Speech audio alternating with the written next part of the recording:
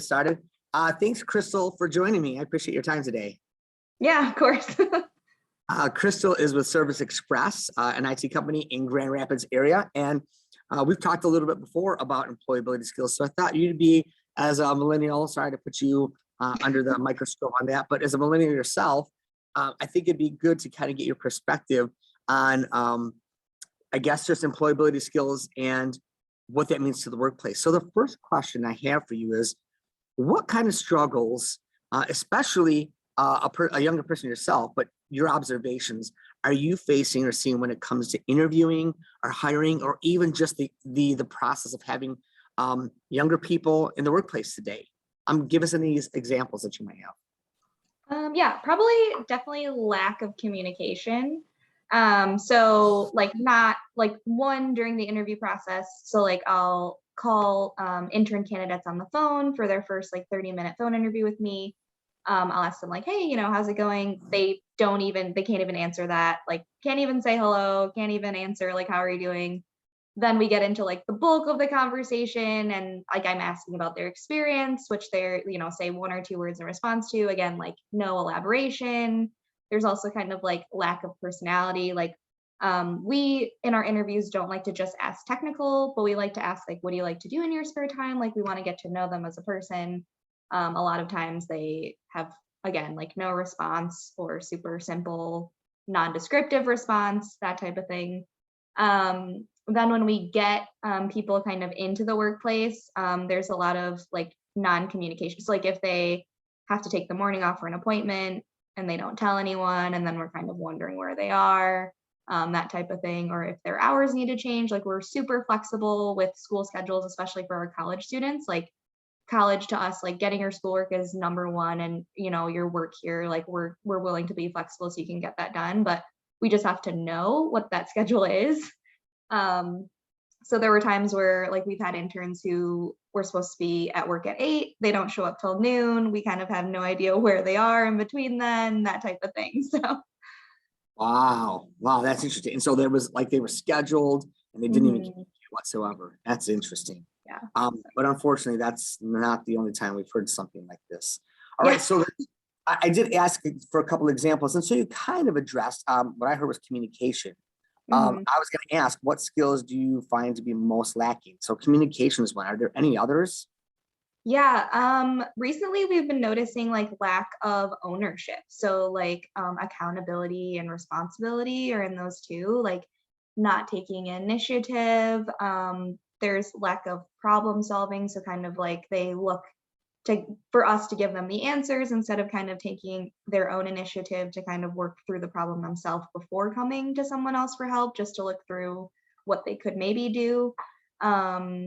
There's a lot of like, they don't want to, like we have a project, we're like, hey, we have this project, does anyone want to work on it? Kind of no one wants to take responsibility or kind of jump in for that type of thing. Yeah, so just kind of like, initiative and kind of wanting to take ownership, wanting to do something that's maybe a little bit outside of their comfort zone, that type of thing. That's interesting. Out of curiosity, and I know that wasn't one of my questions, but you're just having to make an observation. But why do you think that is? Is it because maybe they're afraid of failing? Is it afraid of just taking on work? Do they not look at the bigger picture of how taking initiative can help them stand out? Like, why do you think that maybe young people are struggling to take ownership or initiative? Yeah, there's a couple things. We've had a few interns that have kind of had that situation, and we've asked them like, what, do you think is holding you back? Like, and a lot of them say it's really due to their college classes. So like when they're working on projects in school, they know exactly what to do. So they have steps of like what they're supposed to do to complete their project. There's no kind of surprises or hurdles, so it's pretty easy. And then when they come to like the real world workforce, we're like, oh, we don't even know if there's like a solution for this. And so they're like, well, what do I do? Like, tell me exactly what to do. So it's a lot less structured. Yeah, so we encounter that a lot as well. Yeah. No, that's great. Lack of the real world when the answer's not like already in front of you, that is tough for people today.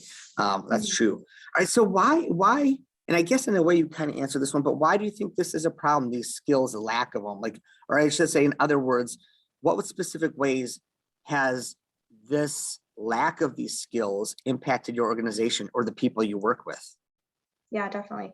Um, so the one example I gave, we like had a specific group of interns who this was like very prominent with these issues, and it's like kind of like at a disadvantage for both of us because like we're looking to kind of, you know, like teach them new skills and show them how to do something, and they're kind of not gaining that experience.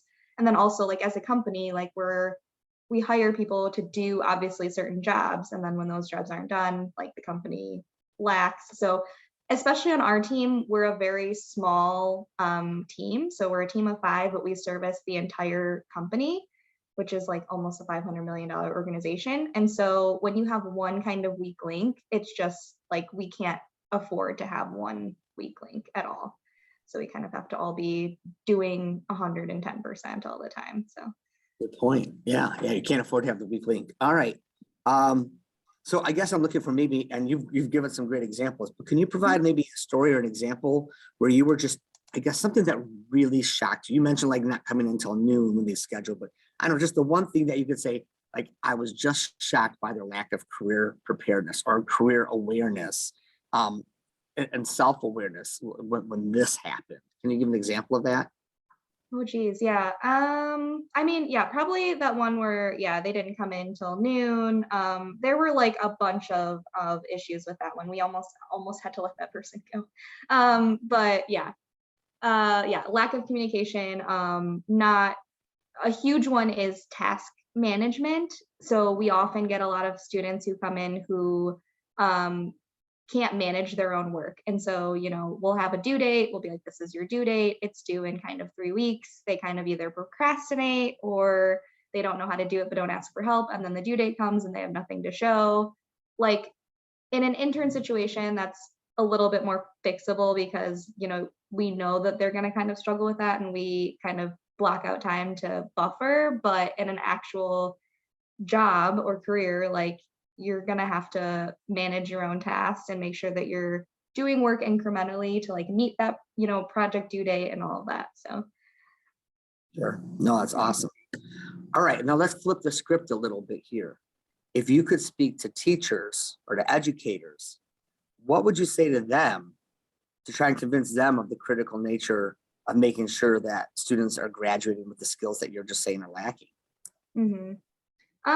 One thing like that I didn't learn from school, like when I was in high school, I definitely thought that it was all about your grades. So I was like, if I turn in every assignment, if I get really good grades on all those assignments, like that I'm gonna be set up for success. And that's definitely not the case. Like most employers don't care about your GPA, they don't care about any of that. They want to know that you're dependable, you're reliable, you have good communication, you can take initiative and responsibility. So, and then maybe like more of an like maybe more of an opportunity for them to be creative. I know like that's a huge thing that sometimes lacks because like school is so structured. So sometimes it's hard maybe to find some space to be more creative. But No, that's great. Great. You know, another thing too, I always talk about schools like in it, particularly at college, but even high school, we need to let kids learn how to fail. Like sometimes we learn yeah, by making mistakes, right? But we just don't yep. see that. Like kids, like you said, are so busy trying to get the A, or even they got an B, and they're like, "Well, can I improve my grade?" Like they think it's all around the grades. That's a great call out.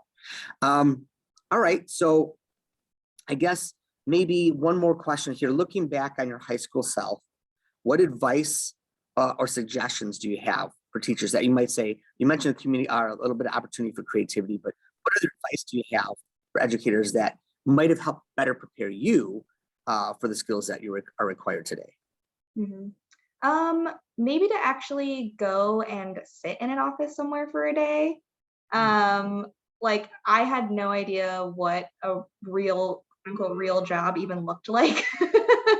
Like emails, I had no idea how much time emails would take up, kind of that type of thing. And yeah, I'm sitting in math class being like, okay, I'm gonna be doing this in my real world job, whereas that's not the case at all. So Yeah, maybe like exposure to some real life situations. And then, yeah. And again, like you said, like failure is okay. Like I think that could be made like more acceptable for sure.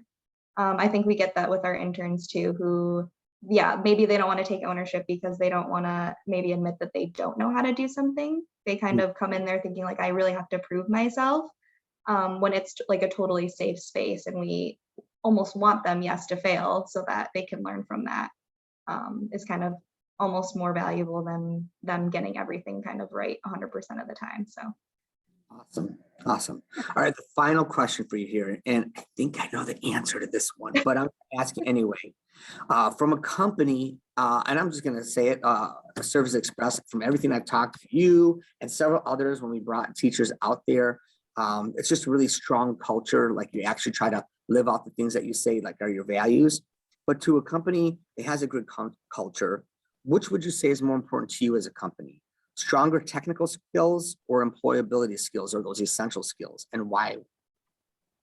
definitely the employability skills or the essential skills. It's stuff that is really hard to teach.